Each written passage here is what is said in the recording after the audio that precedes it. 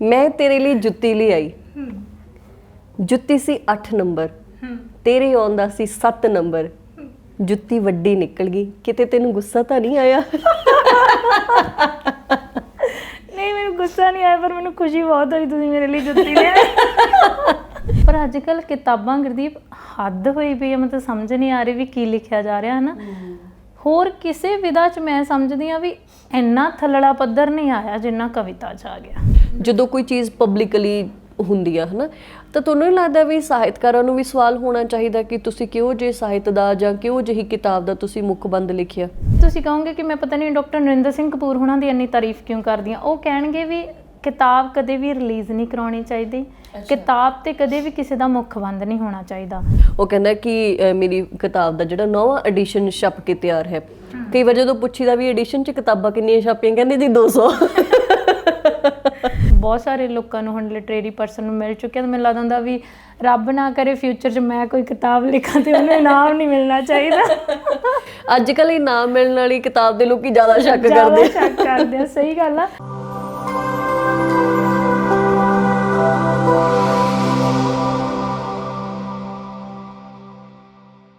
ਵੀ social ਵੇਖ ਰਹੇ ਦਰਸ਼ਕਾਂ ਦਾ ਸਵਾਗਤ ਹੈ। ਮੈਂ ਰੁਪਿੰਦਰ ਸੰਧੂ, ਤੁਹਾਨੂੰ ਸਾਰਿਆਂ ਨੂੰ ਹੀ ਸਤਿ ਸ਼੍ਰੀ ਅਕਾਲ।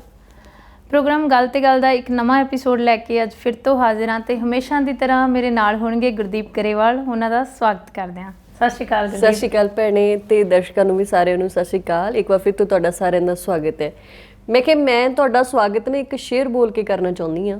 ਵੈਸੇ ਵੀ ਸੁਣਿਆ ਨਹੀਂ ਕਦੀ ਤੁਹਾਡੇ ਮੂੰਹੋਂ। ਮੈਂ ਕਿਹਾ ਅੱਜ ਕੱਲ੍ਹ ਵੀ ਹਲਕੇ ਦਰਜੇ ਵਾਲੇ ਕਵੀ ਚੱਲ ਰਹੇ ਨੇ, ਤਾਂ ਮੈਂ ਕਿਹਾ ਫਿਰ ਆਪਾਂ ਵੀ ਚੱਲ ਹੀ ਜਾਵਾਂਗੇ। ਮੈਂ ਤੇਰੇ ਲਈ ਜੁੱਤੀ ਲਿਆਈ, ਮੈਂ ਤੇਰੇ ਲਈ ਜੁੱਤੀ ਲਿਆਈ, ਜੁੱਤੀ ਸੀ 8 ਨੰਬਰ, ਤੇਰੇ ਆਉਂਦਾ ਸੀ 7 ਨੰਬਰ, ਜੁੱਤੀ ਵੱਡੀ ਨਿਕਲ ਗਈ, ਕਿਤੇ ਤੈਨੂੰ ਗੁੱਸਾ ਤਾਂ ਨਹੀਂ ਆਇਆ? ਨਹੀਂ ਮੈਨੂੰ ਗੁੱਸਾ ਨਹੀਂ ਆਇਆ, ਪਰ ਮੈਨੂੰ ਖੁਸ਼ੀ ਬਹੁਤ ਹੋਈ ਤੁਸੀਂ ਮੇਰੇ ਲਈ ਜੁੱਤੀ ਲਿਆਏ। ਭੈਣੇ ਤੁਸੀਂ ਵੀ ਲਿਖ ਲੈਂਦੇ ਹੋ ਹਨਾ, ਜਾਂ ਤੁਸੀਂ ਬਹੁਤ ਸਾਰਾ ਸਾਹਿਤ ਪੜ੍ਹਦੇ ਵੀ ਹੋ। ਦਸਤਕ ਨਾਂ ਦਾ ਆਪਣਾ ਉਹ ਸੈਕਸ਼ਨ ਆ ਜਿਹੜਾ ਕਿ ਬਿਲਕੁਲ ਹੀ ਲਿਟਰੇਰੀ ਜਾਂ ਲਿਟਰੇਚਰ ਨੂੰ ਡਿਵੋਟਡ ਹੈ ਹਨਾ, ਡੈਡੀਕੇਟਡ ਹੈ। ਜਦੋਂ ਤੁਸੀਂ ਦੇਖਦੇ ਹੋ ਵੀ ਲੋਕੀ ਕਿਹੋ ਜਿਹੀਆਂ ਕਿਤਾਬਾਂ ਲਿਖ ਰਹੇ ਨੇ ਜਾਂ ਕਿਹੋ ਜਿਹਾ ਲਿਖ ਰਹੇ ਨੇ ਹਨਾ, ਤੁਹਾਨੂੰ ਕਿਵੇਂ ਦਾ ਲੱਗਦਾ? ਜੋ ਜਿਹਾ ਸ਼ੇਅਰ ਹੁਣ ਮੈਂ ਬੋਲਿਆ ਜਾਂ ਜੋ ਮੈਂ ਤੁਕਾਂ ਬੋਲੀਆਂ ਨੇਗੀਆਂ, ਜਦੋਂ ਇਹੋ ਜਿਹੀਆਂ ਤੁਕਾਂ ਪੜ੍ਹਨ ਨੂੰ ਮਿਲਦੀਆਂ ਨੇਗੀਆਂ, ਤੁਹਾਨੂੰ ਕਿਵੇਂ ਦਾ ਲੱਗਦਾ ਵਾ? ਗੁਰਦੀਪ ਵੈਸੇ ਮੈਨੂੰ ਤੁਹਾਡੀ ਗੱਲ ਸੁਣ ਕੇ ਖੁਸ਼ੀ ਹੋਈ। ਮਤਲਬ ਤੁਹਾਡਾ ਜਿਹੜਾ ਸ਼ੇਅਰ ਆ ਜਾਂ ਕਵਿਤਾ, ਇਹਨੂੰ ਜਿੱਥੇ ਵੀ ਕਿਤੇ ਰੱਖ ਲਈਏ ਹੈ ਨਾ, ਮੈਨੂੰ ਖੁਸ਼ੀ ਹੋਈ ਕਿਉਂਕਿ ਚਿਹਰੇ 'ਤੇ ਹਾਸਾ ਆਇਆ, ਤੁਹਾਡੇ ਵੀ ਮੇਰੇ ਵੀ ਆਇਆ ਹੈ ਨਾ। ਪਰ ਮੈਨੂੰ ਲੱਗਦਾ ਹੁੰਦਾ ਜਦੋਂ ਆਪਾਂ ਸਾਹਿਤ ਦੀ ਗੱਲ ਕਰਦੇ ਹਾਂ ਨਾ, ਤਾਂ ਸਾਹਿਤ ਵੀ ਕਈ ਤਰ੍ਹਾਂ ਦਾ ਹੋ ਸਕਦਾ। ਉਹ ਹਾਸੇ ਵਾਲਾ ਵੀ ਹੋ ਸਕਦਾ, ਉਹ ਸੀਰੀਅਸ ਵੀ ਹੋ ਸਕਦਾ ਹੈ ਨਾ। ਵੈਸੇ ਜਦੋਂ ਜਿਹੜੇ ਪੜ੍ਹਨ ਵਾਲੇ ਲੋਕ ਹੁੰਦੇ, ਪਰ ਘੱਟੋ ਘੱਟ ਭੈਣੇ ਇੰਨਾ ਹਲਕਾ ਤਾਂ ਨਹੀਂ ਹੋਣਾ ਚਾਹੀਦਾ ਵੀ ਹਰੇਕ ਨੂੰ ਹੀ ਲੱਗੇ ਵੀ ਮੈਂ ਲਿਖ ਸਕਦਾ ਜਾਂ ਮੈਂ ਲੇਖਕ ਬਣ ਸਕਦਾ ਆ। ਪਰ ਮੈਨੂੰ ਲੱਗਦਾ ਵੀ ਇਹ ਨਾ ਸਾਰੀ ਦੇਣ ਆ ਜਿਹੜੀ ਅੱਜ ਕੱਲ੍ਹ ਇਹ ਫੇਸਬੁੱਕ ਦੀ ਹੈ ਨਾ। ਫੇਸਬੁੱਕ ਨੇ ਲੋਕਾਂ ਨੂੰ ਦਿਖਾਤਾ ਵੀ ਮਤਲਬ ਘਰ 'ਚ ਹੁਣ ਮੈਂ ਬਹੁਤੇ ਨੀਵੇਂ ਪੱਧਰ 'ਤੇ ਆਪਾਂ ਨੂੰ ਵੀ ਨਹੀਂ ਜਾਣਾ ਚਾਹੀਦਾ ਵੀ ਘਰ 'ਚ ਜਿਹੋ ਜਿਹਾ ਵੀ ਕੁਛ ਹੋ ਰਿਹਾ ਤੁਸੀਂ ਉਹਨੂੰ ਚੇਪ ਸਕਦੇ ਹੋ, ਲਿਖ ਸਕਦੇ ਹੋ ਹੈ ਨਾ। ਪਰ ਉਹ ਚਲੋ ਚੱਲਦਾ ਹੈ ਕਿਉਂਕਿ ਇੱਕ ਪਲੇਟਫਾਰਮ ਤੁਹਾਨੂੰ ਮਿਲਿਆ, ਤੁਸੀਂ ਜੋ ਮਰਜ਼ੀ ਲਿਖੀ ਜਾਓ ਹੈ ਨਾ, ਉਹਦੀ ਚਾਬੀ ਆ ਜਿਹੜੀ ਤੁਹਾਡੇ ਹੱਥ ਆ। ਪਰ ਜਦੋਂ ਗੱਲ ਕਿਤਾਬਾਂ 'ਤੇ ਆਉਂਦੀ ਆ ਹੈ ਨਾ, ਫਿਰ ਜੇ ਤੁਹਾਡਾ ਸ਼ੇਅਰ ਕਿਤਾਬ 'ਚ ਆ ਜਾਵੇ ਤਾਂ ਲਾਂਭਤਾਂ ਪੈਣੀਆਂ ਲਾਜ਼ਮੀ ਨੇ। ਉੱਤੋਂ ਦੀ ਜੇ ਮੈਨੂੰ ਅਵਾਰਡ ਵੀ ਮਿਲ ਜਾਵੇ ਫਿਰ ਦੇਖੋ ਕਿੱਡੀ ਗੱਲ ਆ ਹਨਾ। ਫਿਰ ਦੇਖੋ, ਔਰ ਅਵਾਰਡ ਵੀ ਆ ਜਿਹੜਾ ਉਹ ਲੋਕ ਦੇਣ ਵੀ ਜਿਨ੍ਹਾਂ ਦੀਆਂ ਲਿਖਤਾਂ ਨੂੰ, ਜਿਨ੍ਹਾਂ ਦੀਆਂ ਕਿਤਾਬਾਂ ਨੂੰ ਲੋਕ ਮਤਲਬ ਇਹ ਸਮਝਦੇ ਆ ਵੀ ਉਹ ਪੜ੍ਹ ਲੈਣਾ, ਮਤਲਬ ਇਸ ਤੋਂ ਵੱਡੀ ਕੋਈ ਚੀਜ਼ ਹੀ ਨਹੀਂ ਪੜ੍ਹੀ ਹੋਣੀ ਜ਼ਿੰਦਗੀ 'ਚ ਹੈ ਨਾ। ਅਤੇ ਮੈਂ ਤਾਂ ਆਪ ਦੇਖ ਰਹੀ ਹਾਂ ਅੱਜ ਕੱਲ੍ਹ ਨਾ ਇੱਕ ਕਿਤਾਬ ਬਹੁਤ ਜ਼ਿਆਦਾ ਚਰਚਾ 'ਚ ਆ, ਹੁਣ ਮੈਂ ਨਾਂ ਨਹੀਂ ਲੈਂਦੀ, ਮਤਲਬ ਬਹੁਤ ਸਾਰੀਆਂ ਕਿਤਾਬਾਂ ਹੋ ਗਈਆਂ ਨੇ ਵੀ ਇਹੋ ਜਿਹੀਆਂ ਜਿਹੜੀ ਕਹਿੰਦੇ ਨੇ ਜੀ ਬਟਨਾਂ 'ਤੇ ਵੀ ਲਿਖੀਆਂ ਗਈਆਂ, ਸੂਈ ਧਾਗਿਆਂ 'ਤੇ, ਮਤਲਬ ਛੋਟੀ ਛੋਟੀ ਚੀਜ਼ ਵੀ ਕਿਤਾਬਾਂ 'ਚ ਆ ਗਈ ਹੈ ਨਾ। ਸਹੀ ਗੱਲ ਆ। ਅੱਗੇ ਹੁੰਦੇ ਸੀ ਕਿਤਾਬਾਂ ਦੇ ਵਿਸ਼ੇ ਹੁੰਦੇ ਸੀ ਔਰਤਾਂ ਨਾਲ ਜੁੜੇ, ਮਰਦਾਂ ਨਾਲ ਜੁੜੇ, ਸੋਸ਼ਲੀ ਜੋ ਵੀ ਚੀਜ਼ਾਂ ਮਤਲਬ ਜਿਹੜੇ ਸੀਰੀਅਸ ਟੌਪਿਕ ਹੁੰਦੇ ਸੀ ਉਹਨਾਂ ਦੇ ਉੱਤੇ ਕਿਤਾਬਾਂ ਲਿਖੀਆਂ ਜਾਂਦੀਆਂ ਸੀ ਹੈ ਨਾ। ਪਰ ਅੱਜ ਕੱਲ੍ਹ ਕਿਤਾਬਾਂ ਗੁਰਦੀਪ ਹੱਦ ਹੋਈ ਪਈ ਹੈ, ਮਤਲਬ ਸਮਝ ਨਹੀਂ ਆ ਰਹੀ ਵੀ ਕੀ ਲਿਖਿਆ ਜਾ ਰਿਹਾ ਹੈ ਨਾ। ਹੋਰ ਕਿਸੇ ਵਿਧਾ 'ਚ ਮੈਂ ਸਮਝਦੀ ਹਾਂ ਵੀ ਇੰਨਾ ਥੱਲੜਾ ਪੱਧਰ ਨਹੀਂ ਆਇਆ ਜਿੰਨਾ ਕਵਿਤਾ 'ਚ ਆ ਗਿਆ ਹੈ ਨਾ। ਹੁਣ ਮੈਂ ਤੁਹਾਨੂੰ ਇੱਕ ਤਾਜ਼ੀ ਕਵਿਤਾ ਸੁਣਾਉਂਦੀ ਹਾਂ ਵੀ ਖੁੱਲੀ ਹੈ। ਪਹਿਲਾਂ ਇਹ ਦੱਸੋ ਵੀ ਖੁੱਲੀ ਕਵਿਤਾ ਹੈ? ਹਾਂ ਨਹੀਂ, ਮੈਂ ਖੁੱਲੀ ਨੂੰ ਵੀ ਮਾੜੀ ਨਹੀਂ ਕਹੂੰਗੀ ਕਿਉਂਕਿ ਪ੍ਰੋਫੈਸਰ ਮੋਹਨ ਸਿੰਘ ਉਹਨਾਂ ਨੇ ਖੁੱਲੀ ਕਵਿਤਾ ਲਿਖੀ ਆ, ਉਹਨਾਂ ਤੋਂ ਬੜੀ ਸੋਹਣੀ ਖੁੱਲੀ ਕਵਿਤਾ ਦੀ ਸ਼ੁਰੂਆਤ ਹੋਈ ਔਰ ਉਹਨਾਂ ਨੇ ਕਮਾਲ ਕਵਿਤਾਵਾਂ ਲਿਖੀਆਂ ਨੇ, ਹਨਾ। ਖੁੱਲੀ ਕਵਿਤਾ ਵੀ ਕਈ ਵਾਰੀ ਉਹ 'ਚ ਇੰਨਾ ਇੱਕ ਮਤਲਬ ਖਿੱਚ ਪਾਊ ਸਬਜੈਕਟ ਹੁੰਦਾ ਕਿ ਤੁਸੀਂ ਉਹਨੂੰ ਪੜ੍ਹੇ ਬਿਨਾਂ, ਉਹਨੂੰ ਵਾਹ ਕਰੇ ਬਿਨਾਂ ਰਹਿ ਨਹੀਂ ਸਕਦੇ ਹੁੰਦੇ। ਪਰ ਹੁਣ ਕਵਿਤਾਵਾਂ ਟੈਂਕੀਆਂ ਦੇ ਪਾਣੀਆਂ ਤੱਕ ਪਹੁੰਚ ਗਈਆਂ ਨੇ, ਹੈ ਨਾ, ਅਤੇ ਉਹ ਚਾਹ ਦੀਆਂ ਚੁਸਕੀਆਂ ਤੋਂ ਹਟ ਕੇ ਮਤਲਬ ਹੁਣ ਪਿੰਨੀਆਂ ਦੇ ਦੁਆਲੇ ਹੋ ਗਈਆਂ ਨੇ, ਹੈ ਨਾ। ਪਰ ਫਿਰ ਉਦੋਂ ਵੱਡੀ ਹੈਰਾਨੀ ਇਸ ਗੱਲ ਦੀ ਹੁੰਦੀ ਆ। ਪਰ ਦੇਖੋ ਇਸ ਬਹਾਨੇ ਲੇਖਕ ਆਪਦੇ ਬਾਰੇ ਕਿੰਨੀ ਜਾਣਕਾਰੀ ਦੇ ਗਿਆ ਵੀ ਬੰਦਾ ਚਾਹ ਦਾ, ਪਿੰਨੀਆਂ ਦਾ ਤੇ ਪਕੌੜੀਆਂ ਦਾ ਸ਼ੌਕੀਨ ਆ, ਹਨਾ। ਬਿਲਕੁਲ। ਤੇ ਗੁਰਦੀਪ ਹੋਣਾ ਵੀ ਚਾਹੀਦਾ, ਚਲੋ ਨਾਰਮਲ ਚੀਜ਼ਾਂ ਨੂੰ ਵੀ ਤੁਸੀਂ ਸਾਹਿਤ 'ਚ ਲਿਆ ਸਕਦੇ ਹੋ, ਕਿਉਂਕਿ ਜਿਵੇਂ ਦੀ ਅਗਲੀ ਪੀੜ੍ਹੀ ਆ ਨਾ ਆਪਣੀ, ਭਾਰਾ ਸਾਹਿਤ ਤੁਸੀਂ ਵੀ ਨਹੀਂ ਪੜ੍ਹ ਸਕਦੇ। ਕਈ ਚੀਜ਼ਾਂ ਹੁੰਦੀਆਂ ਆਪਣੇ ਸਿਰ ਦੇ ਉੱਪਰੋਂ ਲੰਘ ਜਾਂਦੀਆਂ ਨੇ, ਹਨਾ।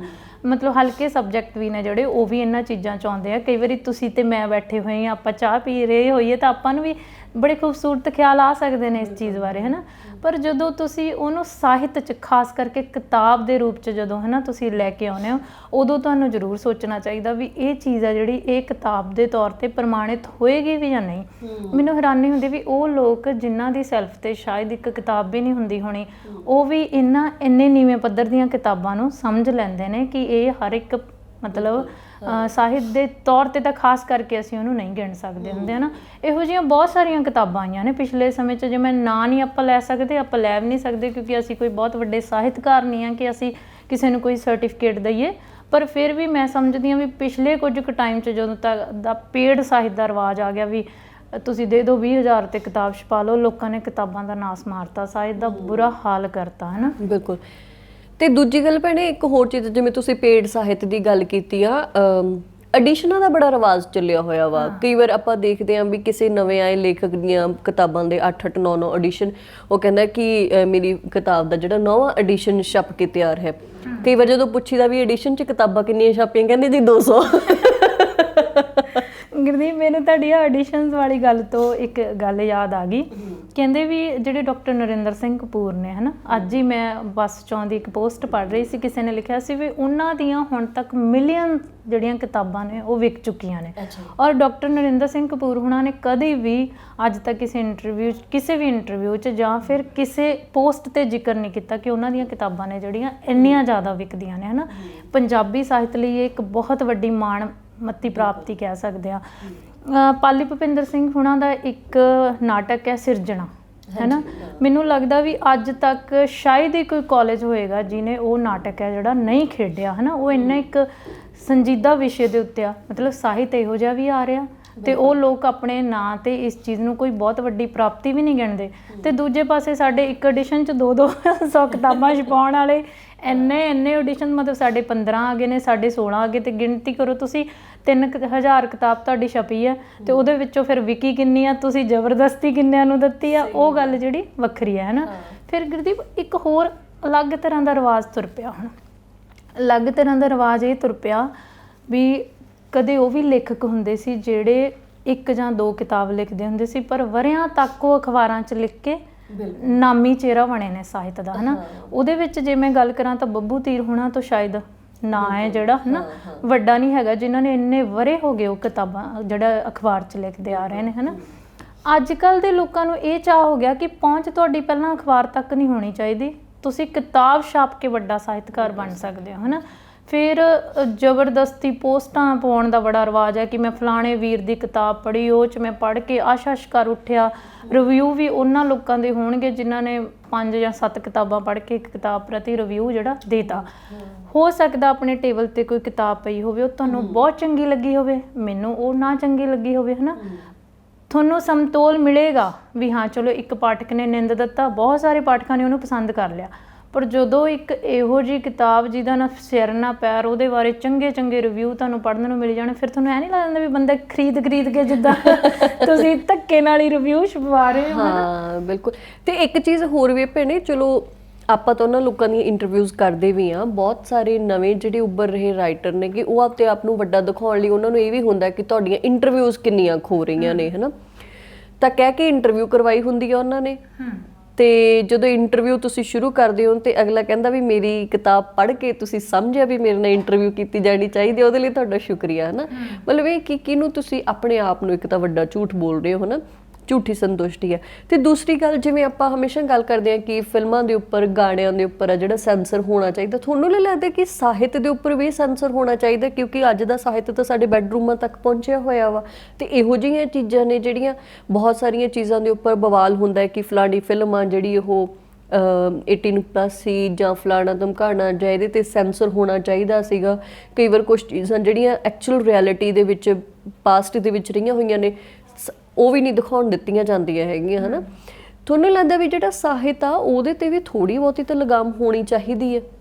ਗੁਰਦੀਪ, ਬਿਲਕੁਲ ਹੋਣੀ ਚਾਹੀਦੀ ਹੈ। ਜਿਵੇਂ ਹੁਣ ਤੁਸੀਂ ਗੱਲ ਕਰਦੇ ਹੋ ਵੀ ਸਾਹਿਤ ਆ ਜਿਹੜਾ ਲੋਕਾਂ ਦੇ ਹੈ ਨਾ ਬੈਡਰੂਮ ਤੱਕ ਪਹੁੰਚ ਗਿਆ, ਮੈਂ ਕਹਿੰਦੀ ਵੀ ਕੋਈ ਵੀ ਚੀਜ਼ ਤੁਹਾਡੀ ਕਲਮ ਨੂੰ ਖਾਸ ਕਰਕੇ ਆਪਾਂ ਨਹੀਂ ਬੰਨ੍ਹ ਸਕਦੇ, ਹੈ ਨਾ? ਵੀਨਾ ਵਰਮਾ ਲਿਖਦੇ ਨੇ, ਇੰਨੇ ਔਰਤ ਮਰਦ ਦੇ ਉਹਨਾਂ ਨੇ ਜਿਹੜੀਆਂ ਸਰੀਰਕਤਾ ਨਾਲ ਜੁੜੀਆਂ ਹੋਈਆਂ ਚੀਜ਼ਾਂ ਨੇ ਇੰਨੀ ਸੰਜੀਦਗੀ ਨਾਲ ਉਹਨਾਂ ਨੇ ਪ੍ਰਗਟਾਈਆਂ ਨੇ ਕਿ ਪੱਛਮੀ ਸਮਾਜ ਤੋਂ ਬਾਅਦ ਜਿਹੜਾ ਖਾਸ ਕਰਕੇ ਜਿਵੇਂ ਕਹਾਂ ਪੰਜਾਬੀ ਸੱਭਿਆਚਾਰ, ਮੈਨੂੰ ਲੱਗਦਾ ਕਿ ਵੀਨਾ ਵਰਮਾ ਹੁਣਾਂ ਦੀਆਂ ਕਿਤਾਬਾਂ ਤੋਂ ਬਾਅਦ ਕ੍ਰਾਂਤੀ ਸੀ ਕਿ ਉਹਨੇ ਸੋਚਣਾ ਸ਼ੁਰੂ ਕੀਤਾ ਕਿ ਜੇ ਮਰਦ ਦੀਆਂ ਕੁਝ ਕੁ ਸਮਾਜਿਕ ਜਾਂ ਸਰੀਰਕ ਜ਼ਰੂਰਤਾਂ ਹੋ ਸਕਦੀਆਂ ਨੇ ਤਾਂ ਔਰਤ ਦੀਆਂ ਵੀ ਬਿਲਕੁਲ ਉਸੇ ਤਰੀਕੇ ਦੀਆਂ ਹੁੰਦੀਆਂ ਨੇ, ਹੈ ਨਾ? ਬੜੀ ਖੂਬਸੂਰਤੀ ਨਾਲ ਉਹਨਾਂ ਨੇ ਲਿਖਿਆ।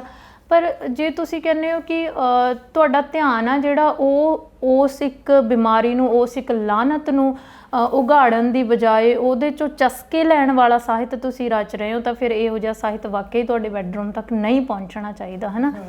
ਇਹੋ ਜਿਹਾ ਸਾਹਿਤ ਵੀ ਮੈਂ ਕਹਿੰਦੀ ਵੀ ਖਾਸ ਕਰਕੇ ਕ੍ਰਾਂਤੀ ਆ ਜਿਹੜੀ ਕਵਿਤਾ 'ਚ ਬਹੁਤ ਜ਼ਿਆਦਾ ਆਈ ਆ, ਹੈ ਨਾ? ਆ ਰਿਹਾ ਇਹੋ ਜਿਹਾ ਸਾਹਿਤ, ਮਤਲਬ ਤੁਸੀਂ ਲਿਖ ਸਕਦੇ ਹੋ। ਮੈਂ ਬਹੁਤ ਸੰਜੀਦਾ ਵਿਸ਼ਾ ਵੀ ਆ ਜਿਹੜਾ ਉਹਨੂੰ ਠਾ ਵੀ ਲਿਖ ਸਕਦੀ ਹਾਂ ਵੀ ਹਾਂ ਆਹ ਪ੍ਰੋਬਲਮ ਹੈ ਸੋਸਾਇਟੀ ਦੇ ਵਿੱਚ, ਇਹ ਸੋਲਵ ਹੋਣੀ ਚਾਹੀਦੀ ਹੈ, ਅਤੇ ਮੇਰੀ ਕਿਤਾਬ ਆ ਜਿਹੜੀ ਇਸੇ ਵਿਸ਼ੇ 'ਤੇ ਆ, ਹੈ ਨਾ? ਮਤਲਬ ਇਹ ਕਹਿ ਸਕਦੀ ਹਾਂ ਮੈਂ। ਪਰ ਜੇ ਤੁਸੀਂ ਕਹਿੰਦੇ ਹੋ ਕਿ ਉਹ ਸਿਰਫ ਵਾਹਵਾ ਖੱਟਣ ਲਈ ਆ, ਮਤਲਬ ਇੱਕ ਸਵਾਦ ਲੈ ਕੇ ਲਿਖੀ ਗਈ ਆ ਵੀ ਇੱਕ ਤਾਂ ਹੋ ਗਿਆ ਜੀ ਵੀ ਇੱਕ ਆਹ ਸੀਨ ਆ ਜੀ ਉਹਦੇ 'ਚ ਇੱਕ ਦਰਦ ਆ, ਆਹ ਬੰਦਾ ਫੀਲ ਕਰ ਰਿਹਾ, ਅਤੇ ਦੂਜੇ ਪਾਸੇ ਤੁਸੀਂ ਕਹੋ ਵੀ ਉਹਨੂੰ ਇੰਨੇ ਜਾਣੇ ਇੰਜੋਏ ਕਰ ਰਹੇ ਸੀ, ਉਹਨੂੰ ਆਹ ਚੀਜ਼, ਉਹ ਮਤਲਬ ਤੁਸੀਂ ਉਹੀ ਸਾਹਿਤ ਫਿਰ ਆਪਾਂ ਨੂੰ ਕਹਿਣਾ ਨਹੀਂ ਚਾਹੀਦਾ ਕਿ ਬਹੁਤ ਨੌਜਵਾਨ ਮੁੰਡੇ ਲਿਖਦੇ ਆ ਵੀ ਜਿਹੜਾ ਸਾਹਿਤ ਆ ਸਾਡੇ ਬੱਸ ਸਟਾਪ 'ਤੇ ਜਾਂ ਕਿਤੇ ਇਹੋ ਜਿਹੀਆਂ ਜਗ੍ਹਾਵਾਂ 'ਤੇ ਵਿਕਦਾ ਸੀ, ਹੈ ਨਾ? ਉਹ ਹੁਣ ਡਾਇਰੈਕਟਲੀ ਸਾਡੇ ਘਰਾਂ ਤੱਕ ਆ ਗਿਆ। ਪਰ ਗੁਰਦੀਪ, ਉਦੋਂ ਗੁੱਸਾ ਚੜ੍ਹਦਾ ਏ ਜਦੋਂ ਇਸੇ ਸਾਹਿਤ ਨੂੰ ਵੱਡੇ ਵੱਡੇ ਲੋਕ ਨੇ ਜਿਹੜੇ ਆਪਣਾ ਥਾਪੜਾ ਦਿੰਦੇ ਆ, ਹੈ ਨਾ? ਫਿਰ ਉਹ ਇਨਾਮ ਦੇ ਰੂਪ 'ਚ ਵੀ ਦਿੰਦੇ ਆ ਅਤੇ ਉਹ ਮੁੱਖਬੰਦ ਲਿਖ ਲਿਖ ਕੇ ਵੀ ਦਿੰਦੇ ਆ। ਫਿਰ ਤੁਸੀਂ ਕਹੋਗੇ ਕਿ ਮੈਂ ਪਤਾ ਨਹੀਂ ਡਾਕਟਰ ਨਰਿੰਦਰ ਸਿੰਘ ਕਪੂਰ ਹੋਣਾ ਦੀ ਇੰਨੀ ਤਾਰੀਫ ਕਿਉਂ ਕਰਦੀ ਹਾਂ। ਉਹ ਕਹਿਣਗੇ ਵੀ ਕਿਤਾਬ ਕਦੇ ਵੀ ਰਿਲੀਜ਼ ਨਹੀਂ ਕਰਾਉਣੀ ਚਾਹੀਦੀ, ਕਿਤਾਬ 'ਤੇ ਕਦੇ ਵੀ ਕਿਸੇ ਦਾ ਮੁੱਖਬੰਦ ਨਹੀਂ ਹੋਣਾ ਚਾਹੀਦਾ। ਜੇ ਤੁਹਾਨੂੰ ਭਰੋਸਾ ਹੈ ਵੀ ਜਿਹੜੇ ਸ਼ਬਦ ਮੈਂ ਲਿਖੇ ਨੇ ਉਹ ਲੋਕਾਂ ਦੀ ਕਚਹਿਰੀ ਦੇ ਵਿੱਚ ਪ੍ਰਮਾਣਿਤ ਹੋਣਗੇ, ਲੋਕ ਉਹਨੂੰ ਪੜ੍ਹਨਗੇ, ਤੁਹਾਨੂੰ ਆਪਣੀ ਲਿਖਤ 'ਤੇ ਭਰੋਸਾ, ਤਾਂ ਤੁਹਾਨੂੰ ਇਹੋ ਜਿਹੇ ਚੋਜਾਂ 'ਚ ਪੈਣ ਦੀ ਕੋਈ ਜ਼ਰੂਰਤ ਨਹੀਂ, ਹੈ ਨਾ? ਖੁਸ਼ੀ ਵੀ ਹੁੰਦੀ ਆ ਵੀ ਨੌਜਵਾਨ ਮੁੰਡੇ ਕੁੜੀਆਂ ਲਿਟਰੇਚਰ ਪੜ੍ਹ ਰਹੇ ਨੇ, ਹੈ ਨਾ? ਆਪਣੇ ਪੇਰੈਂਟਸ ਤੋਂ ਬਾਅਦ ਜਿਹੜੀ ਉਸ ਤੋਂ ਇੱਕ ਵਿਚਕਾਰਲੀ ਜੀ ਪੀੜ੍ਹੀ ਸੀ ਜਿਹ 'ਚ ਆਪਣੇ ਤੋਂ ਵੱਡੇ 15-20 ਸਾਲ ਵੱਡੀ ਜਨਰੇਸ਼ਨ ਆਉਂਦੀ ਆ, ਹੈ ਨਾ? ਉਹਨਾਂ ਨੇ ਲਿਟਰੇਚਰ ਪੜ੍ਹਨਾ ਛੱਡਤਾ ਸੀਗਾ ਕਿਉਂਕਿ ਉਸ ਸਮੇਂ ਪੰਜਾਬ ਦੇ ਜਾਂ ਇੰਡੀਆ ਦੇ ਬਹੁਤ ਸਾਰੇ ਮੁੱਦੇ ਮਤਲਬ ਹੋ ਗਏ ਨੇ ਵੀ ਲਿਟਰੇਚਰ ਤੋਂ ਧਿਆਨ ਹਟ ਗਿਆ ਲੋਕਾਂ ਦਾ। ਹੁਣ ਮੁੰਡੇ ਯੂਨੀਵਰਸਿਟੀ ਦੇ ਵਿੱਚ ਕਿਤਾਬਾਂ ਦੇ ਸਟਾਲ ਲਾ ਰਹੇ ਨੇ, ਕਿਤਾਬਾਂ ਨੂੰ ਪ੍ਰਮੋਟ ਕਰ ਰਹੇ ਨੇ, ਕੁੜੀਆਂ ਵੱਧ ਚੜ੍ਹ ਕੇ ਹਿੱਸਾ ਲੈ ਰਹੀਆਂ ਨੇ, ਪਰ ਫਿਰ ਵੀ ਜਦੋਂ ਤੱਕ ਇਹ ਨਹੀਂ ਦੱਸਿਆ ਜਾਂਦਾ ਕਿ ਸਾਹਿਤ ਦਾ ਪੱਧਰ ਕੀ ਆ, ਸਾਹਿਤ ਕਿਸ ਤਰੀਕੇ ਦਾ ਰਚਿਆ ਜਾਣਾ ਚਾਹੀਦਾ, ਉਦੋਂ ਤੱਕ ਇਹਦੀ ਪ੍ਰਮੋਸ਼ਨ ਦਾ ਕੋਈ ਵੀ ਫਾਇਦਾ ਨਹੀਂ। ਜਿਵੇਂ ਤੁਸੀਂ ਕਿਹਾ ਕਿ ਬਹੁਤ ਵੱਡੇ ਸਾਹਿਤਕਾਰ ਜਦੋਂ ਇਹਨਾਂ ਕਿਤਾਬਾਂ ਨੂੰ ਅਵਾਰਡ ਵੀ ਦਿੰਦੇ ਨੇ ਤੇ ਦੂਜਾ ਉਹਨਾਂ ਦੇ ਮੁੱਖਬੰਦ ਵੀ ਲਿਖਦੇ ਨੇ, ਤੁਹਾਨੂੰ ਲੱਗਦਾ ਭੈਣੇ ਕਿ ਜਦੋਂ ਅਸੀਂ ਸੋਸਾਇਟੀ ਦੇ ਵਿੱਚ ਹਰ ਬੰਦੇ ਨੂੰ ਆਪਾਂ ਕੁਐਸਚਨ ਕਰਦੇ ਹਾਂ, ਹੈ ਨਾ? ਹਰ ਬੰਦਾ ਆਪਾਂ ਸੋਚਦੇ ਹਾਂ ਕਿ ਇਹ ਜਵਾਬ ਦੇ ਆ ਜਦੋਂ ਕੋਈ ਚੀਜ਼ ਪਬਲਿਕਲੀ ਹੁੰਦੀ ਆ, ਹੈ ਨਾ? ਤਾਂ ਤੁਹਾਨੂੰ ਨਹੀਂ ਲੱਗਦਾ ਵੀ ਸਾਹਿਤਕਾਰਾਂ ਨੂੰ ਵੀ ਸਵਾਲ ਹੋਣਾ ਚਾਹੀਦਾ ਕਿ ਤੁਸੀਂ ਕਿਹੋ ਜਿਹੇ ਸਾਹਿਤ ਦਾ ਜਾਂ ਕਿਹੋ ਜਿਹੀ ਕਿਤਾਬ ਦਾ ਤੁਸੀਂ ਮੁੱਖਬੰਦ ਲਿਖਿਆ? ਹੋਣਾ ਚਾਹੀਦਾ ਗੁਰਦੀਪ। ਦੇਖੋ, ਜੇ ਮੇਰੀ ਮੰਨ ਲਓ ਕਿਸੇ ਵੱਡੇ ਸਾਹਿਤਕਾਰ ਨਾਲ ਬਣਦੀ ਆ, ਹੈ ਨਾ? ਚਾਹੇ ਉਹ ਕੋਈ ਲੇਡੀ ਆ, ਚਾਹੇ ਉਹ ਕੋਈ ਮੇਲ ਪਰਸਨ ਆ। ਹੁਣ ਮੇਰੇ ਮਨ 'ਚ ਇੱਕ ਖਿਆਲ ਆ ਗਿਆ ਵੀ ਮੈਂ ਬੱਸ ਚੜ੍ਹੀ ਜੀ, ਬੱਸ 'ਚ ਮੈਂ ਟਿਕਟ ਲੈਣੀ ਸੀ, ਸਵਾਰੀਆਂ ਦੀ ਭੀੜ ਸੀ ਅਤੇ ਮੇਰੀ ਵਾਰੀ ਆ ਜਿਹੜੀ ਉਹ ਬਹੁਤ ਚਿਰ ਬਾਅਦ ਆਈ, ਅਤੇ ਇਹ ਮੈਨੂੰ ਕਵਿਤਾ ਲੱਗੀ ਅਤੇ ਮੈਂ ਉਹ ਕਵਿਤਾ ਬਣਾ ਕੇ ਲਿਖਤੀ, ਹੈ ਨਾ? ਉਹਦੇ 'ਚ ਜੇ ਕਿਸੇ ਕੋਲ ਮੈਂ ਜਾਂਦੀ ਹਾਂ ਵੀ ਆਹ ਦੇਖੋ ਜੀ ਮੇਰੀ ਇਸ ਪੱਧਰ ਦੀ ਕਵਿਤਾ ਹੈ ਜਾਂ ਮੇਰੀ ਇਸ ਪੱਧਰ ਦੀ ਲਿਖਤ ਆ, ਤੁਸੀਂ ਇਹਨੂੰ ਥਾਪੜਾ ਦਿਓ ਅਤੇ ਇਹਨੂੰ ਛਾਪ ਦਿਓ, ਹੈ ਨਾ? ਚਾਹੇ ਬੰਦਾ ਮੈਨੂੰ ਲੱਖ ਜਾਣਦਾ ਹੈ, ਪਰ ਜੇ ਉਹ ਇੱਕ ਚੰਗਾ ਸਾਹਿਤਕਾਰ ਆ ਅਤੇ ਉਹ ਉਹਨਾਂ ਲੋਕਾਂ ਲਈ ਜਵਾਬਦੇਹ ਆ ਤਾਂ ਉਹ ਮੈਨੂੰ ਜ਼ਰੂਰ ਦੱਸੇਗਾ ਵੀ ਬੀਬਾ ਤੇਰਾ ਕਵਿਤਾ ਵਾਲਾ ਤਾਂ ਪੱਧਰ ਹੀ ਨਹੀਂ ਹੈਗਾ। ਅਤੇ ਦੂਜੀ ਗੱਲ ਇਹ ਆ ਵੀ ਤੁਸੀਂ ਹਰ ਇੱਕ ਨੂੰ ਆਪਾਂ ਗਾਈਡ ਕਰਦੇ ਹਾਂ ਵੀ ਜੇ ਤੈਨੂੰ ਇੱਕ ਚੰਗੀ ਤਰ੍ਹਾਂ ਕੰਮ ਆਉਂਦਾ ਨਹੀਂ ਤਾਂ ਤੂੰ ਇਹਦੇ ਨਾਲ ਸੰਬੰਧਿਤ ਆ ਜਿਹੜਾ ਉਹ ਕੰਮ ਦੇਖ, ਹੈ ਨਾ। ਮੈਨੂੰ ਉਹ ਇਹ ਵੀ ਕਹੇਗਾ ਕਿ ਭਾਈ ਤੂੰ ਸਾਹਿਤ ਪੜ੍ਹ, ਕਿ ਲੋਕਾਂ ਨੇ ਕਿੰਨਾ ਵਧੀਆ ਵਧੀਆ ਕੁਛ ਲਿਖਿਆ ਹੋਇਆ ਨਾ। ਇਹੋ ਜਿਹਾ ਸਾਹਿਤ ਲਿਖ ਕੇ ਜਾਂ ਇਹੋ ਜਿਹੇ ਲੋਕਾਂ ਤੋਂ ਥਾਪੜੇ ਲੈ ਕੇ ਗੁਰਦੀਪ ਅਸੀਂ ਸਾਹਿਤ ਨੂੰ ਨੀਵਾਂ ਨਹੀਂ ਕਰ ਰਹੇ, ਉਲਟਾ ਇਹੋ ਜਿਹੇ ਲੋਕਾਂ ਦੀਆਂ ਜਿਹੜੀਆਂ ਸ਼ਖਸੀਅਤਾਂ ਨੇ, ਜਿਹੜੀਆਂ ਇੰਨੀਆਂ ਉੱਚੀਆਂ ਸ਼ਖਸੀਅਤਾਂ ਨੇ, ਅਸੀਂ ਉਹਨਾਂ ਨੂੰ ਵੀ ਨਾਲ ਨੀਵਾਂ ਕਰ ਦਿੰਦੇ ਹਾਂ। ਪਰ ਪਤਾ ਨਹੀਂ, ਮੈਨੂੰ ਸਮਝ ਨਹੀਂ ਆਉਂਦੀ ਵੀ ਉਹ ਲੋਕ ਵੀ ਕਿਸ ਲਾਲਚ ਬਸ ਲਿਖ ਦਿੰਦੇ ਆ ਵੀ ਹਾਂ ਮੁਖਵੰਤ ਜੀ ਫਲਾਣੇ ਵੱਡੇ ਲੇਖਕ ਨੇ ਲਿਖਤਾ, ਹੈ ਨਾ। ਮੈਨੂੰ ਲੱਗਦਾ ਹੁੰਦਾ ਵੀ ਸਾਹਿਤ ਦੇ ਮਾਮਲੇ 'ਚ ਤੁਹਾਨੂੰ ਮਲਾਂਝੇਦਾਰੀਆਂ ਨਹੀਂ ਪਕਾਉਣੀਆਂ ਚਾਹੀਦੀਆਂ, ਹੈ ਨਾ। ਬੜਾ ਬਦਨਾਮ ਹੋ ਗਿਆ ਇਹ ਕਿੱਤਾ ਤਾਂ ਨਹੀਂ ਕਹਿ ਸਕਦੀ, ਸ਼ੌਂਕ ਵੀ ਕਹਿ ਸਕਦੀ ਹਾਂ, ਜ਼ਿੰਮੇਵਾਰੀ ਵੀ ਹਰ ਇੱਕ ਰਾਈਟਰ ਨੂੰ ਮੈਂ ਇਹ ਸਵਾਲ ਕਰਦੀ ਹੁੰਦੀ ਹਾਂ ਵੀ ਸਾਹਿਤ ਦੇ ਵਿੱਚ ਵੀ ਕਹਿੰਦੇ ਨੇ ਜਾਣ ਪਛਾਣ ਦੇ ਜਿਹੜੇ ਹੈ ਨਾ ਦਿੱਤੇ ਜਾਂਦੇ ਨੇ ਇਨਾਮ, ਤੇ ਮੁਖਵੰਦ ਵੀ ਹੁਣ ਉਸੇ ਤਰੀਕੇ ਦੇ ਨੇ ਵੀ ਪਛਾਣ ਵਾਲਿਆਂ ਤੇ ਵੱਡੀ ਸਟੈਂਪ ਲਾ ਦਿੱਤੀ ਜਾਂਦੀ ਹੈ। ਬਿਲਕੁਲ, ਮੈਂ ਕਿ ਵੀ ਹੁਣ ਇਕੱਲੇ ਗਾਇਕਾਂ ਨੂੰ ਸਵਾਲ ਨਹੀਂ ਹੋਇਆ ਕਰਨਾ ਜਾਂ ਐਕਟਰਾਂ ਨੂੰ ਸਵਾਲ ਨਹੀਂ ਹੋਇਆ ਕਰਨਾ ਵੀ ਜਿਵੇਂ ਕਹਿੰਦੇ ਹੁੰਦੇ ਨੇ ਵੀ ਅੱਜ ਕੱਲ੍ਹ ਤੇ ਇੱਕ ਕਿੱਟ ਦੇ ਉੱਪਰ 4-4 ਗਾਇਕ ਬੈਠੇ ਨੇ। ਤਾਂ ਮੈਨੂੰ ਲੱਗਦਾ ਕਿ ਫੇਸਬੁੱਕ ਦੇ ਉੱਪਰ ਮਾੜਾ ਮੋਟਾ ਲਿਖਣ ਵਾਲਾ ਹਰ ਬੰਦਾ ਹੀ ਆਪਣੇ ਆਪ ਨੂੰ ਲੇਖਕ ਸਮਝੀ ਬੈਠਾ, ਪਰ ਜਿਵੇਂ ਆਪਾਂ ਕਹਿੰਦੇ ਆ ਵੀ ਅਦਾਕਾਰੀ ਜਾਂ ਦੁਨੀਆ ਦਾ ਕੋਈ ਵੀ ਪ੍ਰੋਫੈਸ਼ਨ, ਹਰ ਪ੍ਰੋਫੈਸ਼ਨ ਬੜਾ ਸਤਿਕਾਰਯੋਗ ਆ। ਉਸੇ ਤਰੀਕੇ ਦੇ ਨਾਲ ਸਾਹਿਤ ਲਿਖਣਾ, ਕਵਿਤਾਵਾਂ ਲਿਖਣੀਆਂ, ਕਹਾਣੀਆਂ ਲਿਖਣੀਆਂ ਵੀ ਬਹੁਤ ਵੱਡਾ ਕੰਮ ਆ, ਹੈ ਨਾ। ਤੁਹਾਡਾ ਸਾਹਿਤ ਅੱਗੇ ਕਿੰਨੇ ਲੋਕਾਂ ਨੇ ਪੜ੍ਹਨਾ ਹੁੰਦਾ ਵਾ। ਜਦੋਂ ਅਸੀਂ ਇਹੋ ਜਿਹਾ ਸਾਹਿਤ ਲਿਖਾਂਗੇ ਜਿਹੜਾ ਕਿ ਚਾਹ ਪਿੰਨੀਆਂ ਤੱਕ ਆ ਕੇ ਸੀਮਤ ਹੋ ਜਾਂਦਾ, ਤਾਂ ਮੈਨੂੰ ਨਹੀਂ ਲੱਗਦਾ ਕਿ ਲੋਕੀ ਸਾਹਿਤ ਦੀ ਕਿਤਾਬਾਂ ਦੀ ਉਹ ਕਦਰ ਕਰਨਗੇ ਜਿਹੜੀ ਕਿ ਹੋਣੀ ਚਾਹੀਦੀ ਸੀ ਜਾਂ ਹੁੰਦੀ ਆਈ ਆ ਹੁਣ ਤੱਕ, ਹੈ ਨਾ। ਗੁਰਦੀਪ ਬਹੁਤ ਸਾਰੀਆਂ ਚੀਜ਼ਾਂ ਨੇ, ਦੇਖੋ ਕੋਈ ਵੀ ਬੰਦਾ, ਜਿਵੇਂ ਕਹਿੰਦੇ ਆਪਾਂ ਵੀ ਇੱਕ ਚੰਗੀ ਫਿਲਮ ਦੇਖਣ ਅਸੀਂ ਤਦ ਹੀ ਜਾਂਦੇ ਹਾਂ, 200 ਜਾਂ 250 ਰੁਪਏ ਅਸੀਂ ਤਦ ਹੀ ਖਰਚਦੇ ਹਾਂ ਜੇ ਵਾਕਿਆ ਹੀ ਉਹ ਵਧੀਆ ਹੋਵੇ। ਤੇ ਤੁਸੀਂ ਪਹਿਲਾਂ ਸੋਚਦੇ ਹੋ ਨੇ ਵੀ ਮੈਨੂੰ ਕੋਈ ਪ੍ਰਤੀਕਿਰਿਆ ਦੇਵੇ ਵੀ ਜਿਹੜਾ ਕੋਈ ਦੇਖ ਕੇ ਆਇਆ, ਹੈ ਨਾ। ਸੇਮ ਇਸੇ ਤਰ੍ਹਾਂ ਹੁੰਦਾ ਹੈ ਨਾ। ਫਿਲਮ ਤਾਂ ਫਿਰ ਤੁਹਾਨੂੰ ਥੀਏਟਰ 'ਚ ਜਾ ਕੇ ਵੇਖਣੀ ਪੈਂਦੀ ਹੈ, ਕਿਤਾਬ ਤਾਂ ਚੰਗੀ ਇਹ ਵੀ ਹੁੰਦੀ ਆ ਵੀ ਉਧਾਰ ਲੈ ਕੇ ਪੜ੍ਹੀ ਜਾਂਦੀ ਹੈ ਨਾ। ਮੇਰੀ ਇੱਕ ਸਹੇਲੀ ਹੈ, ਉਹ ਕਿਤਾਬਾਂ ਲਿਆਉਂਦੇ ਨੇ, ਉਹ ਪੜ੍ਹ ਲੈਂਦੇ ਆ ਤਾਂ ਮੈਨੂੰ ਪੜ੍ਹਨ ਲਈ ਦੇ ਦਿੰਦੇ ਆ, ਮੈਂ ਪੜ੍ਹ ਕੇ ਆਪਣੀਆਂ ਖਰੀਦੀਆਂ ਹੋਈਆਂ ਉਹਨਾਂ ਨੂੰ ਦੇ ਦਿੰਦੇ, ਹੈ ਨਾ। ਕਿਤਾਬ ਅਸੀਂ ਉਧਾਰੀ ਵੀ ਦੇ ਦਿੰਦੇ ਹਾਂ ਲੋਕਾਂ ਨੂੰ। ਇੱਕ ਕਿਤਾਬ 'ਤੇ ਮੈਂ 200 ਰੁਪਏ ਕਿਉਂ ਖਰਚੂੰਗੀ? ਇਸੇ ਲਈ ਖਰਚੂੰਗੀ ਵੀ ਮੈਨੂੰ ਉਹਦੇ ਤੋਂ ਕੁਛ ਸੇਧ ਮਿਲੇ, ਤੇ ਉਸ ਤੋਂ ਬਾਅਦ ਜੇ ਉਹ ਮੇਰੇ ਘਰ 'ਚ ਕਿਤੇ ਪਈਆ ਮੇਰਾ ਬੱਚਾ ਪੜ੍ਹੇ ਜਾਂ ਮੇਰੀ ਬੇਟੀ ਪੜ੍ਹੇ ਤੇ ਉਹਨੂੰ ਵੀ ਚੰਗਾ ਫੀਲ ਹੋਵੇ ਨਾ। ਇਹੋ ਜਿਹੀਆਂ ਕਿਤਾਬਾਂ 'ਤੇ ਅਸੀਂ ਪੈਸਾ ਕਿਉਂ ਖਰਚਾਂਗੇ, ਹੈ ਨਾ। ਮੈਨੂੰ ਲੱਗਦਾ ਹੁੰਦਾ ਵੀ ਇਹੋ ਜਿਹੀਆਂ ਚੀਜ਼ਾਂ ਲਿਖ ਕੇ ਅਸੀਂ ਇਕੱਲਾ ਪਾਠਕ ਦਾ ਨੁਕਸਾਨ ਨਹੀਂ ਕਰ ਰਹੇ, ਸਾਹਿਤ ਦਾ ਨੁਕਸਾਨ ਨਹੀਂ ਕਰ ਰਹੇ, ਅਸੀਂ ਆਪਣਾ ਉਸ ਤੋਂ ਵੀ ਜ਼ਿਆਦਾ ਕਰ ਰਹੇ ਹਾਂ ਕਿ ਪੱਲਿਓਂ ਪੈਸੇ ਖਰਚ ਕੇ ਵੀ ਸਾਡੀ ਕਿਤਾਬ ਨਹੀਂ ਕੋਈ ਖਰੀਦ ਰਿਹਾ, ਹੈ ਨਾ। ਮੈਨੂੰ ਕਈ ਵਾਰ ਬਹੁਤ ਸਾਰੇ ਲੋਕ ਕਹਿਣਗੇ ਤੁਸੀਂ ਕਿਤਾਬ ਲਿਖੋ, ਹੈ ਨਾ। ਵੈਸੇ ਮੇਰਾ ਕੱਦ ਬਹੁਤ ਛੋਟਾ, ਪਰ ਮੈਂ ਕਹਿੰਦੀ ਹੁੰਦੀ ਹਾਂ ਸਾਹਿਤਕ ਤੌਰ 'ਤੇ ਤਾਂ ਮੇਰਾ ਕੱਦ ਬਿਲਕੁਲ ਹੀ ਨਹੀਂ ਉੱਚਾ, ਹੈ ਨਾ, ਵੀ ਮੈਂ ਕੋਈ ਕਿਤਾਬ ਲਿਖ ਸਕਾਂ, ਕਿਉਂਕਿ ਸਾਡੇ ਤਜਰਬੇ ਉਸ ਪੱਧਰ ਦੇ ਹਾਲੇ ਨਹੀਂ ਹੋਏ। ਦਲੀਪ ਕੌਰ ਟਿਵਾਣਾ ਜੀ ਨੇ ਬਹੁਤ ਛੋਟੀ ਉਮਰ 'ਚ ਪਹਿਲਾ ਨਾਵਲ ਲਿਖਿਆ, ਹੈ ਨਾ। ਉਹਨਾਂ ਨੂੰ ਪਹਿਲੇ ਨਾਵਲ ਦੇ ਉੱਪਰ, ਹੈ ਨਾ, ਉਹਨਾਂ ਨੂੰ ਅਵਾਰਡ ਮਿਲ ਗਿਆ। ਉਹਨਾਂ ਦਾ ਅਵਾਰਡ ਆਪਾਂ ਬਹੁਤ, ਮੈਂ ਵੀ ਕਹਿ ਦੂੰਗੀ ਵੀ ਬੜੀ ਛੋਟੀ ਉਮਰ 'ਚ ਉਹਨਾਂ ਨੂੰ ਅਵਾਰਡ ਕਿਉਂ ਮਿਲਿਆ, ਹੈ ਨਾ। ਉਹਨਾਂ ਨੇ ਆਪਣੀ ਜ਼ਿੰਦਗੀ ਦੇ ਅਗਲੇ 40 ਵਰੇ ਇਹ ਪ੍ਰੂਫ ਕੀਤਾ ਕਿ ਉਹਨਾਂ ਨੂੰ ਇਹ ਅਵਾਰਡ ਕਿਉਂ ਮਿਲਿਆ ਸੀ, ਹੈ ਨਾ। ਉਹਨਾਂ ਦੀਆਂ ਲਿਖਤਾਂ ਤੁਸੀਂ ਪੜ੍ਹੋਗੇ, ਤੁਸੀਂ ਕਹੋਗੇ ਵੀ ਹਾਂ ਦਲੀਪ ਕੌਰ ਟਿਵਾਣਾ ਜੋ ਅੱਜ ਲਿਖਦੇ ਨੇ ਸ਼ੋਰਲੀ ਇਹ 35 ਸਾਲ ਪਹਿਲਾਂ ਵੀ ਐਵੇਂ ਦਾ ਹੀ ਲਿਖਦੇ ਹੋਣਗੇ, ਹੈ ਨਾ।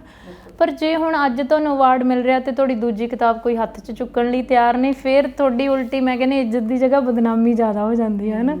ਤੇ ਜਦੋਂ ਵੀ ਇਹੋ ਜਿਹੇ ਲੋਕਾਂ ਨਾਲ ਆਪਾਂ ਗੱਲ ਕਰਦੇ ਹਾਂ, ਮੈਂ ਤਾਂ ਬਹੁਤ ਸਾਰੇ ਲੋਕਾਂ ਨੂੰ ਹੁਣ ਲਿਟਰੇਰੀ ਪਰਸਨ ਨੂੰ ਮਿਲ ਚੁੱਕਿਆ, ਤਾਂ ਮੈਨੂੰ ਲੱਗਦਾ ਹੁੰਦਾ ਵੀ ਰੱਬ ਨਾ ਕਰੇ ਫਿਊਚਰ 'ਚ ਮੈਂ ਕੋਈ ਕਿਤਾਬ ਲਿਖਾਂ ਤੇ ਉਹਨੂੰ ਇਨਾਮ ਨਹੀਂ ਮਿਲਣਾ ਚਾਹੀਦਾ।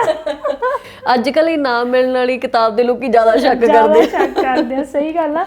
ਇੱਕ ਕਿਤਾਬ 2-3 ਦਿਨ ਪਹਿਲਾਂ ਤੋਂ ਬੜੀ ਮਸ਼ਹੂਰ ਹੋ ਰਹੀ ਹੈ, 1 ਸਾਲ ਪਹਿਲਾਂ ਵੀ ਬੜੀ ਮਸ਼ਹੂਰ ਹੋਈ ਸੀ, ਹੈ ਨਾ। ਹਾਂ ਸਹੀ ਗੱਲ ਹੈ। ਹਾਂ ਤੁਸੀਂ ਵੀ ਸੁਣੀ ਹੋਣੀ। ਤੇ ਲੋਕ ਮਤਲਬ ਜਿਸ ਕਦਰ ਧੱਜੀਆਂ ਉਡਾ ਰਹੇ ਨੇ ਕਿਤਾਬ ਦੀਆਂ, ਚਲੋ ਆਪਾਂ ਵੀ ਕਹਿੰਦੇ ਵੀ ਲੋਚਨਾ ਸਹੀ ਪੱਧਰ 'ਤੇ ਹੋਣੀ ਚਾਹੀਦੀ ਆ, ਪਰ ਲੋਕ ਨਾਲ ਦੀ ਨਾਲ ਉਹੋ ਜਿਹੀ ਇੱਕ ਕਵਿਤਾ ਲਿਖ ਕੇ ਦਿਖਾ ਰਹੇ ਨੇ ਵੀ ਅਸੀਂ ਵੀ ਇਹੋ ਜਿਹੀ ਕਵਿਤਾ ਲਿਖ ਸਕਦੇ ਹਾਂ ਤੇ ਅਸੀਂ ਵੀ ਇਨਾਮ ਦੇ ਹੱਕਦਾਰ ਹਾਂ, ਹੈ ਨਾ। ਬਿਲਕੁਲ। ਤੇ ਇਹੀ ਕਹਿ ਕੇ ਭੈਣੇ ਆਪਾਂ ਪ੍ਰੋਗਰਾਮ ਦੀ ਸਮਾਪਤੀ ਕਰਾਂਗੇ ਵੀ ਜਿਵੇਂ ਸਾਨੂੰ ਗਾਣਿਆਂ ਲਈ ਜਾਂ ਫਿਲਮਾਂ ਲਈ ਜਾਂ ਮਤਲਬ ਹੋਰ ਕਿਸੇ ਵੀ ਇੰਟਰਟੇਨਮੈਂਟ ਦਾ ਜੋ ਵੀ ਸਾਡਾ ਸੋਰਸ ਆ, ਉਹਦੇ ਵਿੱਚ ਅਸੀਂ ਫਿਲਟਰ ਲਾ ਕੇ ਦੇਖਦੇ ਹੁੰਦੇ ਸੀ ਵੀ ਇਹ ਚੀਜ਼ ਦੇਖਣੀ ਆ, ਸੁਣਨੀ ਆ, ਮਤਲਬ ਹੈਗੀ ਸੁਣਨ ਵਾਲੀ ਜਾਂ ਫਿਰ ਦੇਖਣ ਵਾਲੀ। ਮੈਨੂੰ ਲੱਗਦਾ ਕਿ ਜੇ ਸਹੀ ਸਮੇਂ 'ਤੇ ਆਪਾਂ ਨਾ ਸੰਭਲੇ ਤਾਂ ਸਾਨੂੰ ਕਿਤਾਬਾਂ ਵੀ ਉਹ ਫਿਲਟਰ ਲਾ ਕੇ ਰੱਖਣੀਆਂ ਪਿਆ ਕਰਨਗੀਆਂ, ਘਰੇ ਪੜ੍ਹਨੀਆਂ ਪਿਆ ਕਰਨਗੀਆਂ ਵੀ ਪੜ੍ਹਨ ਵਾਲੀ ਹੈਗੀ ਆ, ਅੱਗੇ ਪੜ੍ਹਾਉਣ ਵਾਲੀ ਹੈਗੀ ਆ ਜਾਂ ਨਹੀਂ ਹੈਗੀ, ਹੈ ਨਾ। ਸੋ ਬਹੁਤ ਮਿਹਰਬਾਨੀ ਤੁਸੀਂ ਟਾਈਮ ਕੱਢਿਆ ਇਸ ਪ੍ਰੋਗਰਾਮ ਲਈ। ਨਹੀਂ ਮੈਨੂੰ ਵੀ ਬਹੁਤ ਚੰਗਾ ਲੱਗਿਆ। ਕੋਈ ਸ਼ੇਅਰ ਸੁਣਾਉਣਾ ਜਾਂਦੇ ਜਾਂਦੇ? ਨਹੀਂ, ਮੇਰੇ ਕੋਲ ਵੈਸੇ ਇਸ ਪੱਧਰ ਦਾ ਹਲੇ ਸ਼ੇਅਰ ਹੈ ਨਹੀਂ ਤੇ ਮੈਨੂੰ ਕਵਿਤਾ ਲਿਖਣ ਦਾ ਵੀ ਸ਼ੌਂਕ ਨਹੀਂ ਹੈਗਾ ਹੈ ਨਾ, ਮੈਂ ਬਹੁਤ ਘੱਟ ਲਿਖਦੀ ਹਾਂ। ਪਰ ਫਿਰ ਵੀ ਉਮੀਦ ਕਰਦੇ ਹਾਂ ਵੀ ਚੰਗਾ ਸਾਹਿਤ ਆਵੇ ਤੇ ਸਾਡਾ ਜਿਹੜਾ ਮੋਹ ਹੈ ਇਹਦੇ ਨਾਲੋਂ ਕਦੀ ਜਿਹੜੀ ਗਜ਼ਲ ਤੁਸੀਂ ਮੈਨੂੰ ਪ੍ਰੋਗਰਾਮ ਸ਼ੁਰੂ ਹੋਣ ਤੋਂ ਪਹਿਲਾਂ ਸੁਣਾ ਰਹੀ ਸੀ, ਉਹਦਾ ਇੱਕ ਪੈਰਾ ਕਹਿੰਦੇ ਹੁੰਦੇ ਨੇ ਜਾਂ ਉਹ ਸੁਣਾ ਨਹੀਂ, ਦਿਓ। ਪਹਿਲਾ ਸ਼ੇਅਰ ਮੈਂ ਚਲੋ ਤੁਸੀਂ ਵੈਸੇ ਗੱਲ ਮੈਂ ਕੱਢਣੀ ਨਹੀਂ ਸੀ, ਕੱਢ ਦਿੱਤੀ ਪਰ ਮੈਂ ਸੁਣਾ ਦਿੰਦੀ ਹਾਂ। ਮਤਲਬ ਮੈਨੂੰ ਵੈਸੇ ਤਰੰਨਮ 'ਚ ਵੀ ਬਹੁਤ ਸ਼ੌਂਕ ਆ, ਪਰ ਮੈਂ ਤੁਹਾਨੂੰ ਇੱਦਾਂ ਹੀ ਸੁਣਾ ਦਿੰਦੀ ਹਾਂ ਕਿ ਕੁਛ ਕੁ ਦਿਨ ਪਹਿਲਾਂ ਮੈਂ ਇੱਕ ਗਜ਼ਲ ਲਿਖੀ, ਮੈਨੂੰ ਖੁਦ ਨੂੰ ਬੜੀ ਸੋਹਣੀ ਲੱਗੀ ਹੈ ਨਾ। ਬਾਕੀ ਚਲੋ ਹੁਣ ਸਾਰੇ ਲੋਕਾਂ ਨੇ ਸੋਹਣੀ ਲੈਣੀ ਆ ਵੀ ਉਹਨਾਂ ਨੂੰ ਕਿਵੇਂ ਲੱਗੀ। ਮੈਂ ਲਿਖਿਆ ਕਿ ਮੇਰੀ ਹਿੰਦੀ ਬਹੁਤ ਜ਼ਿਆਦਾ ਸੋਹਣੀ ਨਹੀਂ ਹੈਗੀ ਹੈ ਨਾ, ਪਰ ਮੈਂ 2 ਸਾਲ ਇੱਕ ਇਹੋ ਜਿਹੀ ਸਟੇਟ 'ਚ ਰਹਿ ਕੇ ਪੜ੍ਹ ਕੇ ਆਈ ਜਿੱਥੇ ਹਿੰਦੀ ਬੋਲਦੇ ਆ ਤੇ ਮੂੰਹ ਜਿਹਾ ਮਾਰ ਲਈਦਾ ਮਤਲਬ ਹਿੰਦੀ ਨੂੰ। ਮੈਂ ਲਿਖਿਆ ਕਿ खत लिखता हूँ मगर वो पढ़ता नहीं, खत लिखता हूँ मगर वो पढ़ता नहीं, इश्क फिर भी कैसा है कि मरता नहीं। क्या बात है, बहुत ਮਿਹਰਬਾਨੀ, ਸ਼ੁਕਰੀਆ। ਤੇ ਇਸੇ ਹੀ ਖੂਬਸੂਰਤ ਸ਼ੇਅਰ ਦੇ ਨਾਲ ਅਸੀਂ ਤੁਹਾਡੇ ਤੋਂ ਇਜਾਜ਼ਤ ਚਾਹਾਂਗੇ। ਤੁਸੀਂ ਵੇਖਦੇ ਰਹੋ 20 ਸੋਸ਼ਲ।